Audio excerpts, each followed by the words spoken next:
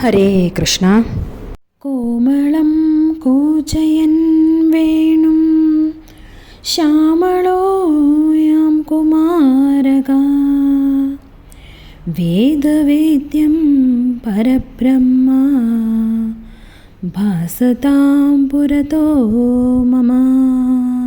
ഭഗവാന്റെ പ്രിയപ്പെട്ട അമ്മയായ കുരൂരമ്മ ഭഗവാനെ എപ്പോഴൊക്കെയോ കാണണമെന്ന് ആഗ്രഹിച്ചിരുന്നു. അപ്പോഴൊക്കെ ജപിച്ചിരുന്ന മന്ത്രമാണ് ഇത്. ഇന്ന് മാർച്ച് 6, ഇന്നാണ് കുരൂരമ്മ ദിനം.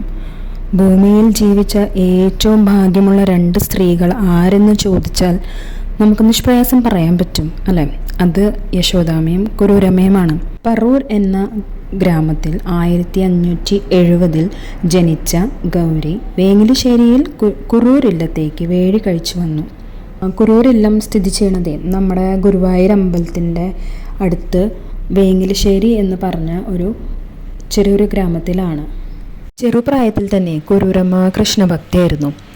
വേഴി കഴിച്ചു വരുമ്പോൾ അമ്മ പൂജിച്ചിരുന്ന കൃഷ്ണവിഗ്രഹം അമ്മയോടൊപ്പം കൂടെ കൂട്ടി.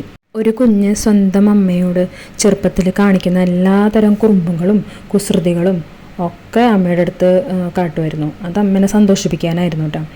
പിന്നെ കുടുംബക്കാരൊക്കെ അമ്മയുടെ ഈ ഭക്തി കണ്ടപ്പോൾ അവർക്കൊന്നും അത്ര ഇഷ്ടമുണ്ടായിരുന്നില്ല. അമ്മയ്ക്ക് ചിത്തഭ്രമമാണെന്നും കൂടി എല്ലാവരും ആരോപിച്ചു. അമ്മയെ തനിച്ചാക്കി അങ്ങനെ അമ്മ മറ്റൊരു ഗ്രഹത്തിലും തനിയെ താമസം ആരംഭിച്ചു.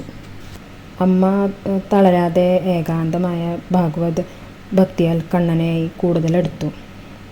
ഉള്ളിലുള്ള കളങ്കമില്ലാത്ത ഭക്തിയാൽ കുറൂരമ്മ ഏത് രൂപത്തിലാണോ കണ്ണനെ ആരാധിച്ചിരുന്നത് ആ രൂപത്തിൽ തന്നെയാണ് അമ്മയ്ക്ക് മുന്നിൽ കണ്ണൻ പ്രത്യക്ഷമാവാൻ തുടങ്ങിയത്.